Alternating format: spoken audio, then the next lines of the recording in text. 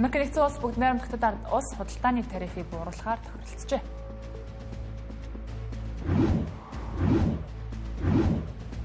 Америк нэгдсэн улс 33 жилийн дараа цөмийн зэвсгийн туршилтаа сэргийхээр боллоо.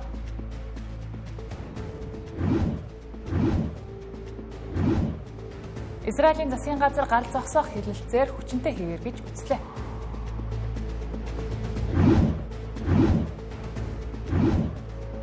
Бразилийн Рио де Жанейро хотод хар тамхины бүлэглэлийн эсрэг ажиллагаанд 119 хүн амьд өртжээ. Сайн бацхан үзэгчдээ Тэнгэр телевизийн гадаад мэдээ эхэлж байна. Анхаарлаа хандуулна уу.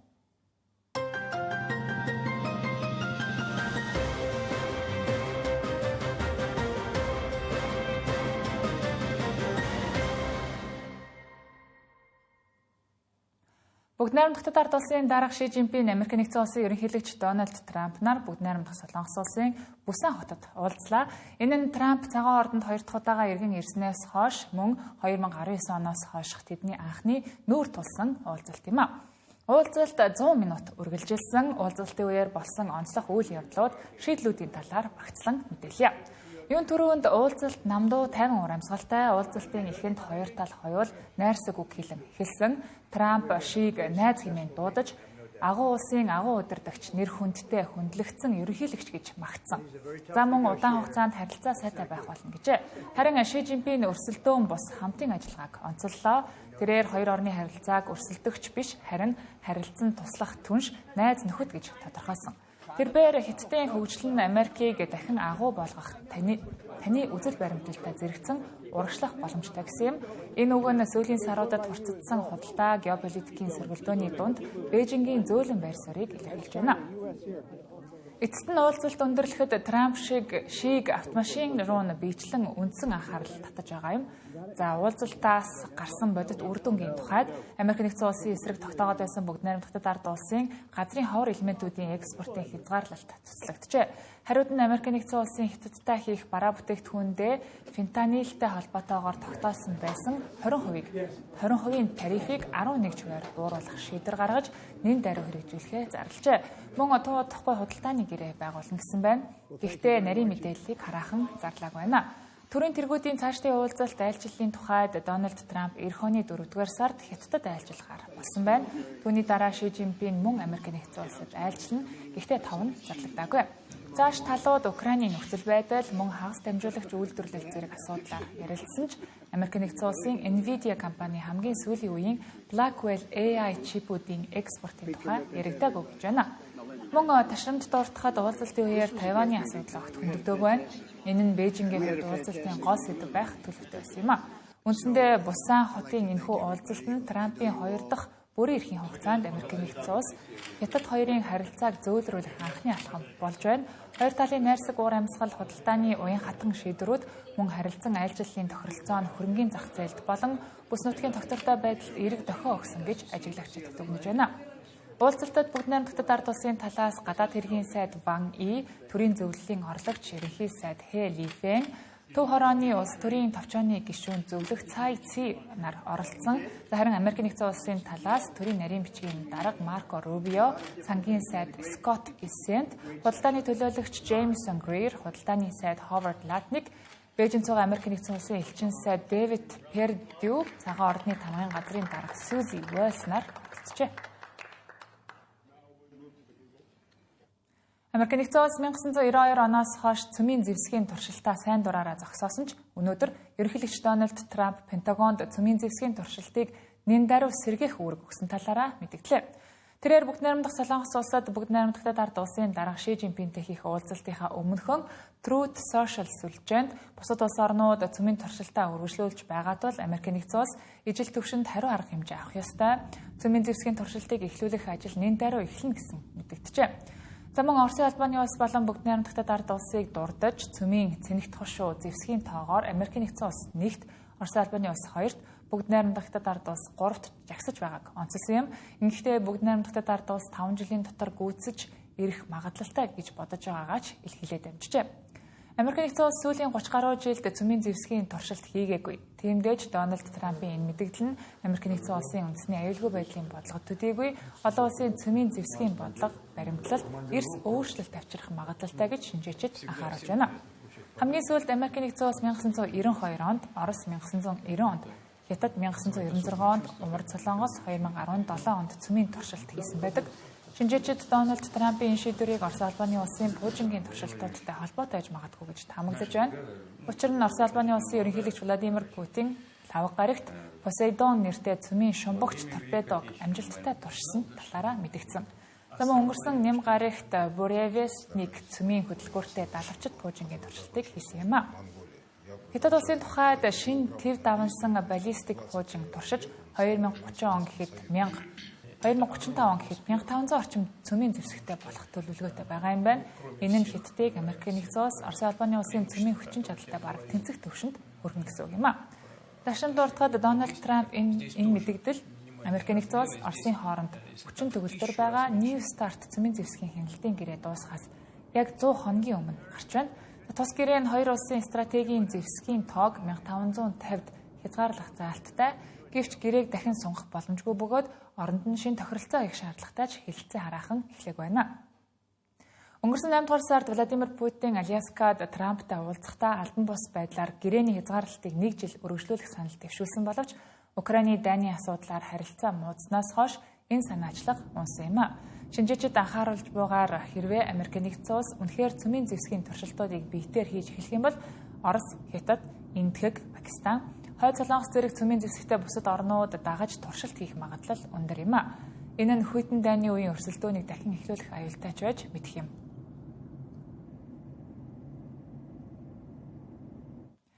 Израилийн айрам өнгөрсөн шөнө Газын зороост агаарын цохилт өгсөн ч гал зогсоох гэрээ дахин хүчин төгөлдөр хийвэр гэж мэдгдлээ.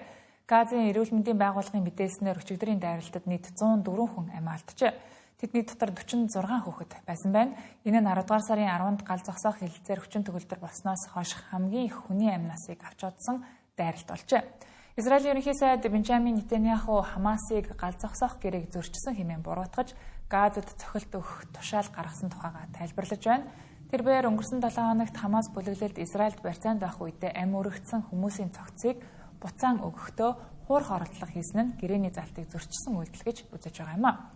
Үүн дээр нэмээд Газын зурвасын өмнөд хэсэгт орших Рафах хотод нэг Израиль цэрэг буудуулж алагдсан нөхцөл байдлыг хурцлгаад байна.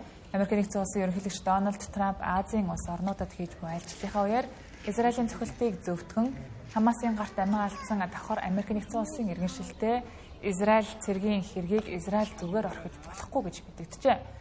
Харин Хамас бүлэглэл энэ халдлагад холбоогүй гэж мэдэгдэж эсэргээрээ Израилийг гал зогсоох гэрээг илт зөрчсөн гэж буруутгасан байна.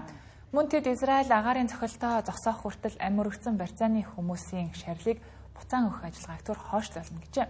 Газад одоогоор 13 барьцаалагдсан иргэний цогцос үлдсэн байгаа бөгөөд тэднийг буцаах ажиллагаа удаашрч байгаа нь гэрээний дараагийн шат болох Хамасыг зэвсэггүй болгох, олон улсын энхийг сахиулах хүч байрлуулах, мөн Газагийн удирдлагыг тодорхойлох зэрэг нарийн асуудлууд руу шилжих үйл явцыг саатуулж байна. Мөн иймэрхүү байдлаар гал зогсоох хэлэлцээр зөрчигдөх тоолонд амь өргөдөхсдийн тоо нэмэгдсээр байна. Газын эрүүл мэндийн яамны мэдээлснээр өнгөрсөн шөнө хийсэн агаарын цохилтод 104 хүн амь алдснаас гадна 253 хүн шархагджээ. Мөн тэдгээрийн дийлэнх нь эмэгтэйчүүд хүүхдүүд байсан байна. Тухайлбал Газын төв дэх Шифа эмнэлэгт амь өргөцсөн 21 хүний цогцыг хүлээн авсан дотор 7 эмэгтэй 6 хүүхэд байжээ. Мөн Алякса эмнэлэгт 6 хүүхэд, Насер эмнэлэгт 13, Элавда эмнэлэгт 14 хүүхэд нас барсан байдалтайгаар хүрэгджээ. Бразилийн Рио де Жанейро хотын ядуусын хороололд хар тамхины бүлэглэлийн эсрэг явуулсан цагдаа нарын дайралтын улмаас доор хаяж 119 хүн амь өргөджээ. Энэ явдлын дараа олон 10 оршин суугчид мөрдөн байцаалтын ил тод байдал алдагдсан, хүний эрх ноцтой зөрчигдсөн гэж үзэн хотын захиргааны өмнө цугларч жагсаал хийж байна. Орон нутгийн хэвлэл мэдээллээр гарсан бичлэгүүдэд фавела хорооллын гудамжинд цогцууд игнүүлэн тавигдсан байдал харагдаж байгаа юм. Үүгээрээ иргэд олон хүний амь эрсдсэнийг анхааруулахыг зорьсон гэсэн. Анх цагдаагийнхан 60 гаруй сэжигтэн амь өргөцсөн гэж мэдээлж байсан ч дараа нь тоо нэмэгдэж 115 хүн мөн 4 цагдаа амиа алдсан болох нь батлагджээ. Энэ ажиллагаанд нийт 2500 цагдаа цэргийн албан хаагч оролцсон бөгөөд тэд Пеня, Комплексо, Дуалемао зэрэг ядуусын дүүргүүдэд нэвтэрч Улаан Камад нэртэй бүлэглэлийг устгах зорилготой ажээ. Уг ажиллагааны үр дүнд нийт 113 хүн баривчлагдаж 90 гаруй буу 1 тонн гаруй хар тамхи хураагдсан байна.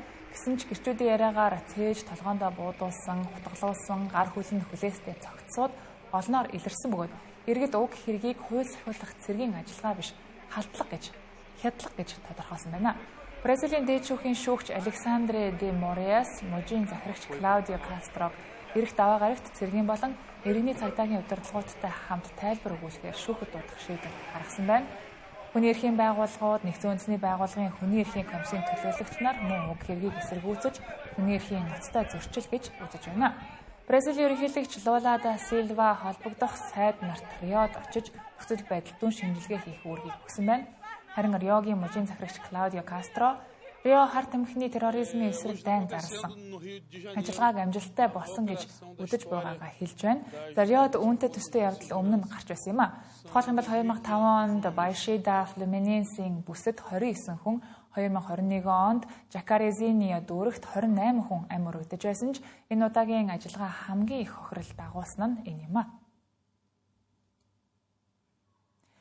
Америк нэгдсэн улсын чип үйлдвэрлэгч Nvidia компани дэлхийн анхны 5 их найд Америк долларын үнэлгээтэй компани боллоо. Ердөө 3 сарын өмнө тус компани 4 их найд Америк долларыг давсан анхны компани болж байсан юм а. 5 их найд Америк доллар гэдэг нь энэтхэг Япон, Их Британи зэрэг улсын дотоодын нийт бүтээгдэхүүнээс ч давсан хэмжээ. Ийм өндөр үнэлгээнд хүрснээр чип үйлдвэрлэлийн салбарт өрсөлдөгчөө хол хайсан хэрэг боллоо гэж салбарын шинжээчид дүгнэж байна. 5 гарагийн арилжааны эхэнд Nvidia-гийн хувьцааны ханш 200-786 Америк долларт хүрч нийт 24.3 тэрбум ширхэг хувьцаа эргэлтэд байсан нь компани зах зээлийн үнэлгээг тэнхүү 5.5 их найд Америк долларт хүргэсэн юм. Хэмэл оюун ухааны бүтээгдэхүүн, програм хангамжид зайлшгүй хэрэгтэй дэвшилтэд чипийн эрэлт огцом өсөж байгаа нь компани ханш энэхүү төргөн өсгөд гол нөлөө үзүүлжээ. Мөн өчигдөр Nvidia-гийн гүйцэтгэх захирал Jensen Huang 500 тэрбум Америк долларын чипийн захиалга хүлээн авсан гэж мэдгдсэн. Түүнчлэн Америк нэгдсэн улсын эрчим хүчний яамтай хамтран 7 шинэ хиймэл оюуны суперкомпьютер барих Uber-тэй хамтарсан робот такси хөгжүүлэх, Финляндийн Nokia-д 1 тэрбум Америк долларын хөрөнгө оруулалт хийх, 6G технологийн чиглэлээр хамтран ажиллах гэрээг зарлжээ. Эдгээр төслүүдээс гадна Nvidia компани OpenAI компанитай хамтран ингэхдээ 100 тэрбум Америк долларын хөрөнгө оруулах гэрээ байгуулж, дор хаяж 10 гигабайтын хүчин чадал бүхий шинэ дата төвүүд байгуулах болоод байгаа юм. Улс төрийн дэмжлэгийн тухайд Jensen Huang Америк нэгдсэн улсын ерөнхийлөгч Donald Trump дэмжлэг үзүүлж байгаа бөгөөд тэрээр энэ 7 хоногт Өмнөд Солонгост хэлсэн үгэндээ Huang-ыг гайхалтай удирдагч гэж тодорхойлсон юм а. Мөн Nvidia-г Америк нэгдсэн улсын амжилтын түүх гэж магтаж, тус компани Blackwell нэртэй хамгийн хүчирхэг чипийн цол хувилбарыг Хятадд худалдахыг зөвшөөрч магадгүй гэж мэдгдсэн хувьцааны ханшид дахин өсөлт авчирч болохоор байна. Тэрээр өнгөрсөн оны эцсийн байдлаар 1.3 сая Америк доллар хүртэл үнэлэгдэх Nvidia-гийн хувьцаа эзэмшиж байсан гэж өөрийн хөрөнгийн мэдүүлэгтээ дурдсан байдаг. Үндсэндээ Nvidia-гийн үнэлгээ 5 их найд Америк долларт хүрсэн нь технологийн ертөнцид хиймэл оюун ухааны өсөлтөөс үүдсэн шинэ эрен эхэлж буйг илтгэлээ гэж шинжээчид дүгнэж байна. Энэ нь 18 жилийн өмнө Apple-ийн үүсгэн байгуулж байсан Стив Джобсын анхны iPhone-ыг танилцуулсантай дүүцгүүж технологийн томоохон шилжилт гэгдэж байгаа юм. Тэр үед Apple iPhone-ы амжилтаар 1, 2, 3 их найд Америк долларын үнэлгээнд хүрсэн анхны компани болж байсан билээ. Гэсэн хэдий ч зарим шинжээчид хиймэл оюун ухааны хөөсрөлт бий болж магадгүйг харуулж байна. Английн Төв банк энэ сарын эхээр AI-ийн өсрөнгөө өсөлтөөс шалтгаалсан технологийн хувьцааны үнийн хиймэл өсөлт эргэн задрах эрсдэлтэйг харуулж байжээ. Тэнгэр телевизийн гадаад мэдээний хөтөлбөр үргэлжилж байна. Хөтөлбөрийн энэ хэсэгт бусад мэдээг тавчхан хүргье. Америк нэгдсэн улсын холбооны нөөцийн сан энэ жил 2 дахь удаага бодлогын хүүгээ бууруулж 375-аас 4% интервалд тогтоолоо. Энэ нь сүүлийн 3 жилийн хамгийн доод түвшин юм. Шийдвэрийг 2 гишүүн эсэргүүцсэн бөгөөд нэг нь илүү их буюу 1.5-1-жээр бууруулахыг дэмжсэн бол нөгөө нь хүүг хэвээр үлдээхийг санал болгожээ. Энэ нь 2019 оноос хойш анх удаа бодлогын зөрүүтэй санал гарсан тохиолдол юм а.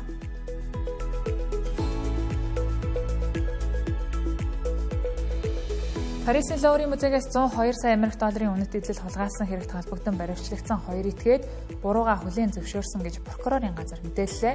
Тэд 10 дугаар сарын 19-нд музей руу цахилгаан хөрөө ашиглан орж Францын хааны эрдний цуглуулгын хэсгийг хулгайсан гэж сэжиглэгдэж байгаа юм. Хулгайд орсон үнэт зүйлс одоогоор олдоогүй байна. Хэргийг үйлдсэн хүмүүсийн тоо анх таамаглаж байсан 4-өөс илүү байх магадлалтай гэж мөрдөн байцаагчид үзэж байна. Мелисса хар салхи Карибын тэнгисийн бүс нутгийг дайран өнгөрч Хайти, Ямайка, Кубад ихээхэн хэмжээний гар цохрол авчирлаа. 295 км/цагийн хурдтай байсан уг хар салхи 5 дугаар зэрэглэлийн хүчтэй шуургад тооцогдож байна. Одоогийн байдлаар Хайтид 23 хүн амьөрөгдөж 13 хүн ор сургаггүй алга болсон гэж тус улсын иргэний хамгааллын газар мэдээллээ. Зарим бүс нутагт усан давтаж олон мянган хүн орон гэргүй болжээ.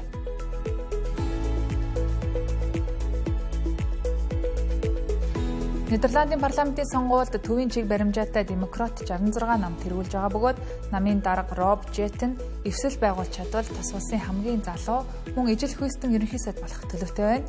2 жил үргэлжилсэн улс төрийн гацааны дараа болсон энэхүү сонгуульд демократ 66 болон барууны эрх чөлөөний нам хооронд хүчтэй зөрчилдөөн үргэлжилж байна.